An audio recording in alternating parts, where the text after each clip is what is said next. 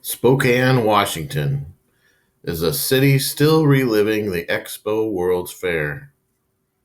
You can't see the world famous Cherimosh Ukrainian dance company there anymore, but you can play arcade games under the Expo Pavilion. The 5 million visitors made a lot of predictions about the future at that fair. Unfortunately, gondolas did not become basic public transportation.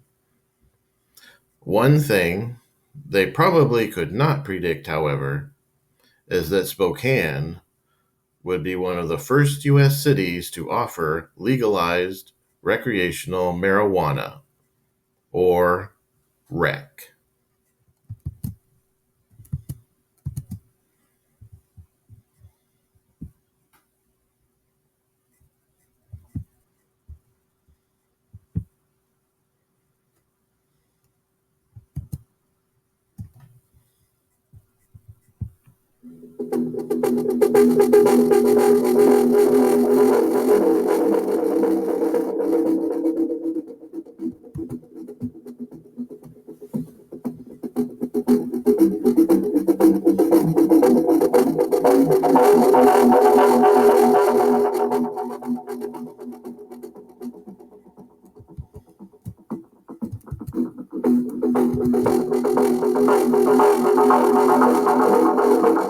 The Worst Day in Tooty's Life, based on a true crime, from the Dean Red Letter Files of the Drug Force, written by Larry Hussey, based on an essay by a family member.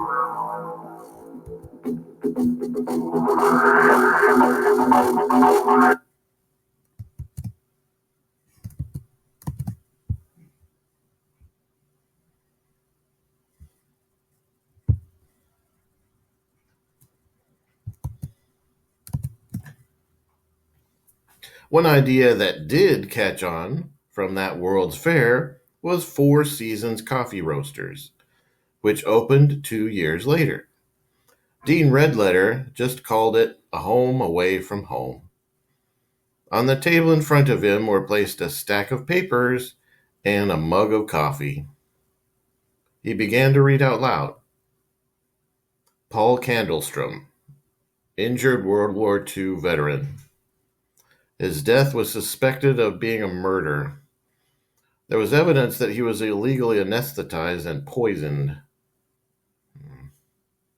Next, Tooty Gregg, retired receptionist. Her death was suspected of being a murder also. She was tricked into taking a marijuana capsule and she died 3 days later. That's when the drug force was called for this series of murders. Dean sat back and took a breath. Then a sip of Italian roast coffee. He looked out the window, seemingly for inspiration. The causes of death are both poison, but that is all the ties these two deaths seem to have together. My job is obviously to find a connection between these two deaths, if there is one. I'm sure the district attorney will talk to me.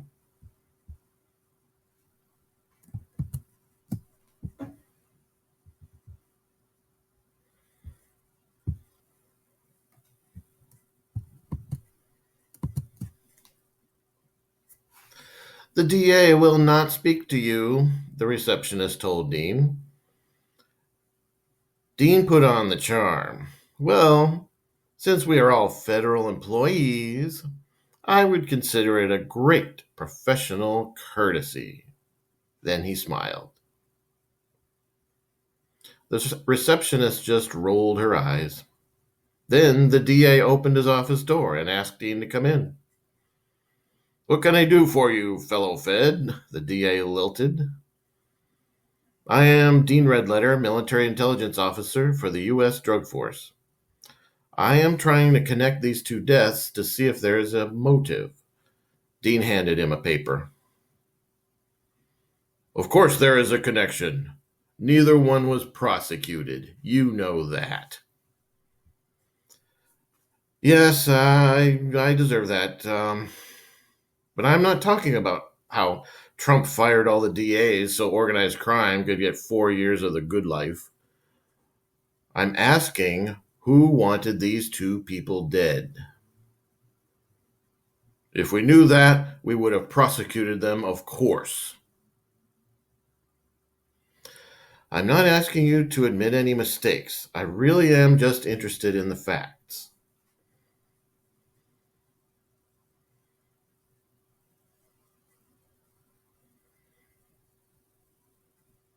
That conversation never got any better, so he got a good night's sleep afterward. Good old Four Seasons coffee roaster was ready for him at 7 a.m. with a cup of joe. He asked the computer to give him a list of the main things that those two deaths had in common. Poison was the first thing. Recreational drugs was the second item on the list. The third line on the list threw him a curveball. The Filet Mignon Wine Company, Dean asked about the list. He lifted up some sheets of paper and read the footnotes. I'll leave that one alone for now. The next item is much easier.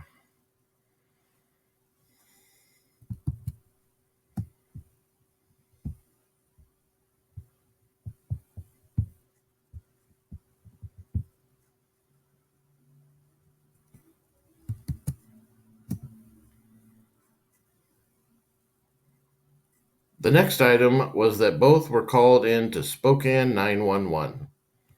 This was just a housekeeping item because obviously they were called into all emergency.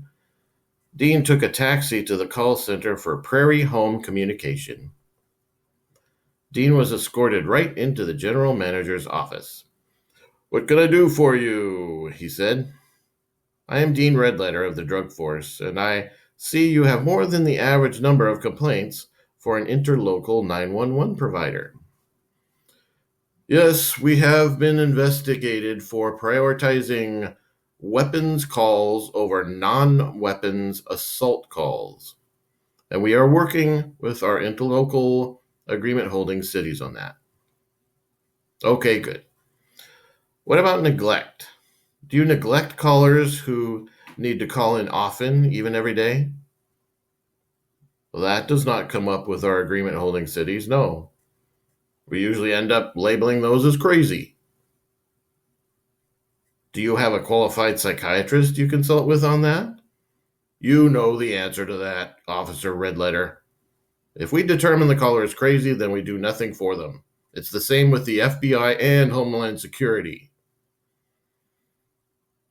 Do you have a list of crazy people? No, it's remarked on their phone number accounts. Do they know their calls are ignored? You don't need to tell a crazy person that their crazy calls are ignored. So you just transfer their calls back into the call queue. That is another type of complaint against you, you know. We are looking into that as well.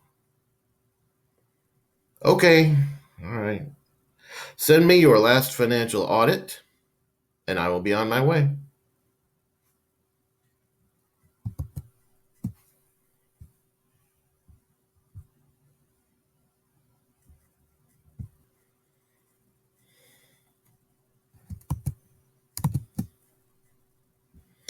Back in the 1980s, Washington State had a distributor system of selling wholesale wine.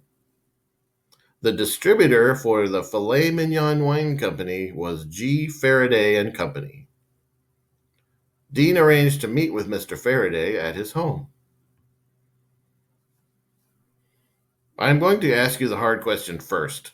Why are you involved with both the deaths of Paul Candlestrom and Tooty Gregg? I didn't do anything to either one of them. My company didn't either. Well, you did some things. You used to drive wine stores out of business by denying them access to the best-selling wines. If a wine won an award and a wine store ordered 2 cases of that wine, you would deliver 2 bottles and say there was a mistake.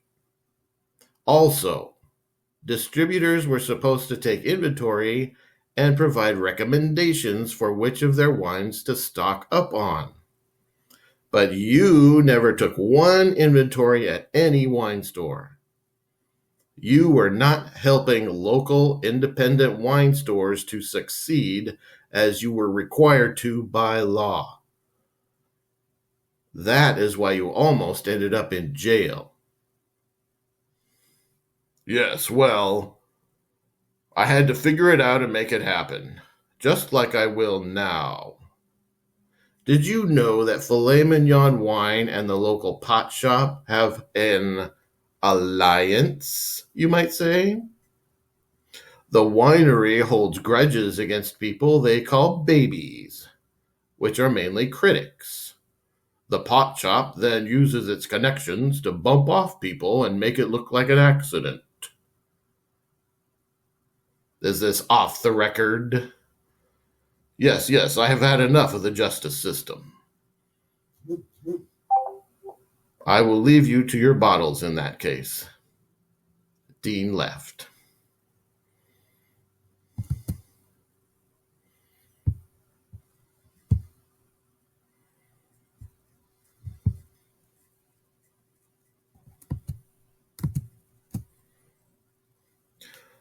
"14 hours later, Dean was enjoying a nice cup of joe at his home away from home. It would be his last one on this road trip. Dean used his computer to log into the Washington state government website. After about an hour, his head slowly came up. He asked for a refill of coffee and dialed his cell phone. "Commander Forth?" Dean asked. "Yes, Officer Redletter. I have my report from Spokane, Washington, and I wanted to give it to you now." "Good, let's have it." "Someone connected to Tooty Gregg wrote a report to the Medical Licensing Board here a few days ago. She said that Mrs. Gregg told her who committed the fraud. It was a nurse at the retirement home who misled Mrs. Gregg into taking the marijuana pill by saying it was an FDA drug trial that needed volunteers. That nurse has already skipped the state and is wanted for leaving during an investigation. One thing I would add to that, the nurse might have been paid and supplied by a local pot shop, and that filet mignon wine company paid the shop. Paul Candlestrom's case is similar," Dean continued. "He complained about filet mignon wine being too expensive and accused them of illegal price fixing." "Wait, go back. What did Tooty Gregg do to get the ire of the pot shop and the winery?" "She survived the marijuana poisoning and told everyone that it was the worst day of her life. So they killed her." The end.